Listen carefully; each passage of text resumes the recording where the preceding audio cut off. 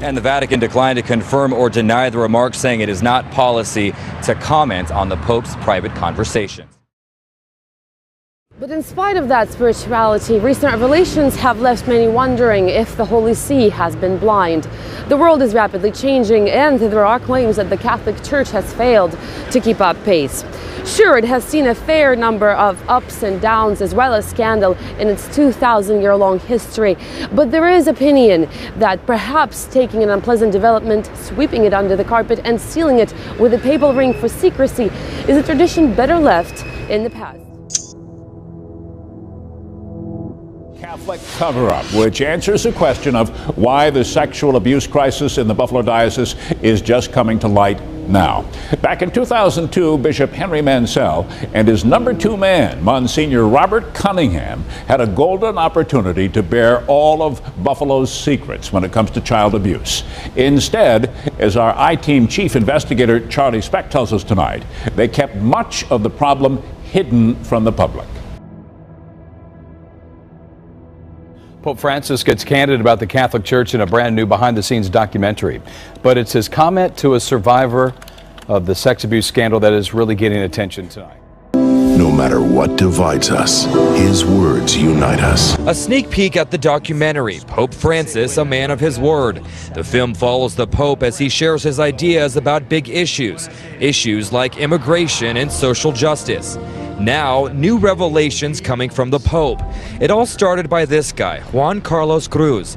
He was the main whistleblower in Chile's clerical sex abuse and cover-up scandal. Juan Carlos Cruz was abused as a child by Chile's most notorious pedophile priest. Cruz was then targeted for being gay after speaking out about the abuse. Cruz recently met with the Pope at the Vatican. Gay people, friends of mine, and gay people that I don't even know have been writing to me and said, "Did he really say that to you?" And I said, "Yes." He said, "Well, that is changing my life."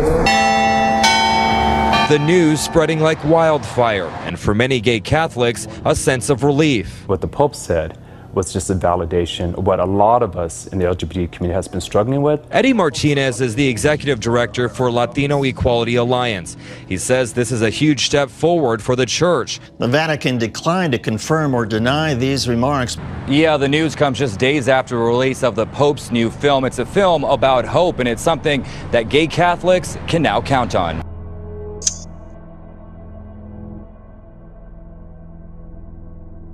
Cardinal George Pell of Australia today became the highest Roman Catholic official to be charged with sexual abuse. The bishop's announcement came at the end of an emergency summit with Pope Francis.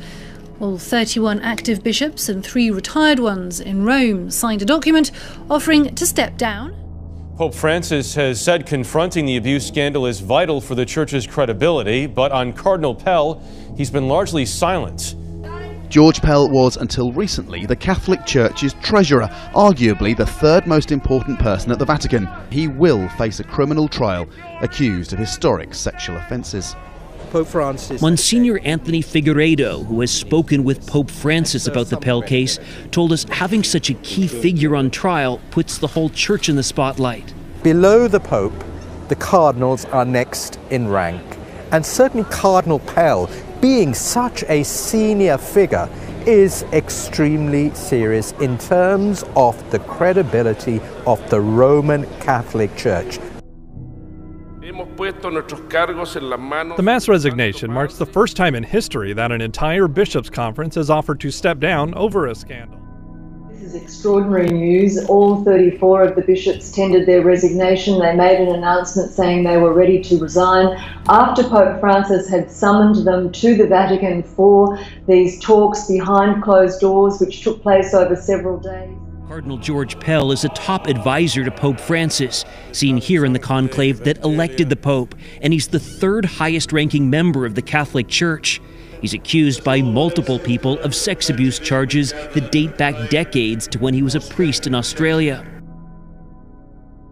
Well, David Lorenz, a director of a group called the Survivors Network of those abused by priests, doubts the new Pope will bring much change to the Vatican.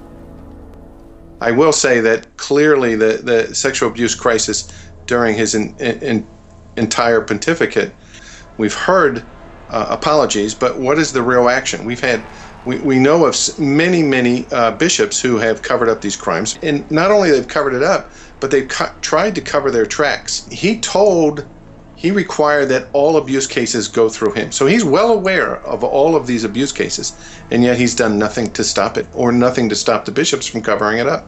With the next pope, I don't have a lot of hope. Finally tonight, what happened 5 years ago today? Buonasera. It was 5 years ago today, Pope Francis chosen as the next pope. We remember that night, a limo waiting, but he instead chose the van, riding with the cardinals who had just named him pope. Tonight, in a new documentary, Pope Francis addressing questions of inequality, war, and peace. There are the more personal moments, visiting the sick, visiting the forgotten, celebrating Mass. And speaking directly to the camera, he urges everyone to learn to listen. Saber escuchar. Las diferencias nos dan miedo, porque nos hacen crecer. The People's Pope showing his humor. When it comes to families, he says there are those disagreements. En las familias discutimos, en las familias a veces vuelan los platos. No voy a hablar de la suegra. Laughter when talking about the in-laws. It was that humor and that kindness we remember during our trip to the Vatican 3 years ago. But dozens of internal documents obtained from the Chancery exclusively by 7 Eyewitness News show that Head and other bishops knew about the pedophile priests, shuffled them from parish to parish, and showed little concern for the victims of the abuse. Seeing this stuff in writing for the first time, it's hard to read.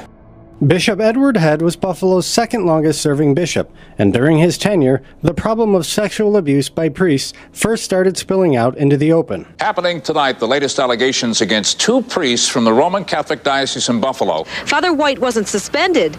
Instead, he was transferred to another parish. In the 1990s, Head downplayed the scope of the problem. Our incidence of it happening here is below even the national lowest figures. So I thank God for that. In February 1993, the bishop relented, and Spielman got a second term at St. Peter and Paul.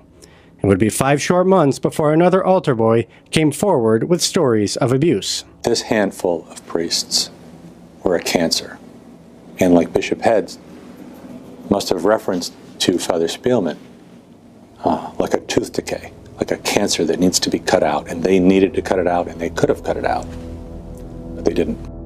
Today, I break my silence of 50 years. The courage of victims has blown the lid off a scandal that's implicated 65 Catholic priests in Buffalo, which leaves many to wonder how the bishops managed to keep the abuse secret for so long. What the priest did was one thing, it was wrong, but the way they've handled it is 10 times worse. The Boston Globe's 2002 investigation was a spark that set off an inferno of abuse claims worldwide, forcing bishops like Buffalo's Henry Manziel to adopt a zero-tolerance approach to sexual abuse.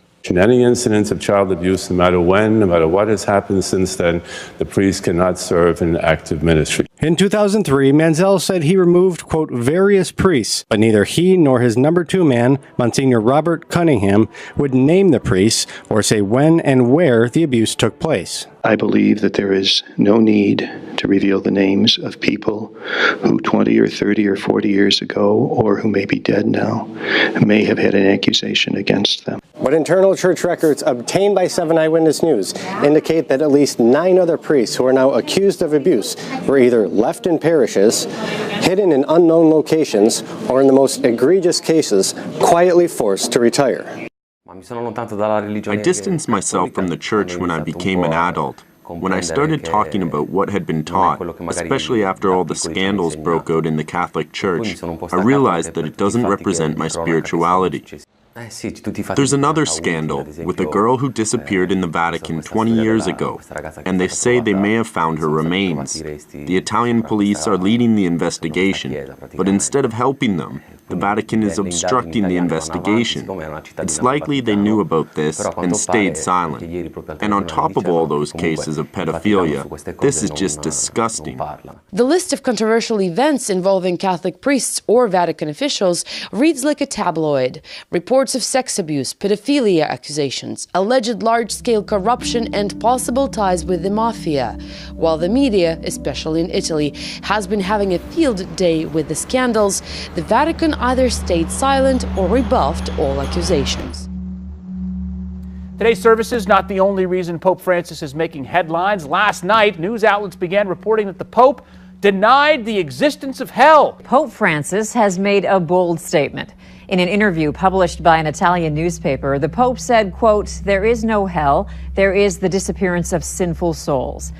It stemmed from an article titled, "Is it in honor to be called, rather, it is in honor to be called a revolutionary." Pope Francis says there is no hell.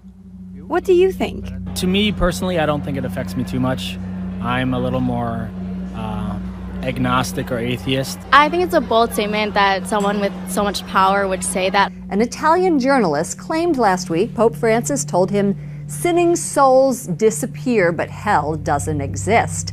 And that report set off a controversy in Italy and around the globe. Eugenio Scalfaro is the editor of La Repubblica, a left-leaning national newspaper in Italy, and it actually is the one that the Pope reportedly has said he reads. It's the only Italian daily that he reads. Now, Scalfari is known to be an atheist. He's 93 years old, and he doesn't record his interviews, but as a matter of fact, this wasn't an interview. It was a pre-Easter meeting, but the day after, what appeared in the newspapers was direct quotes of the Pope allegedly saying that hell doesn't exist, that evil souls, they disappear, they don't go to hell. So many within the Vatican press corps are actually wondering how it is that the Pope continues to meet this controversial figure.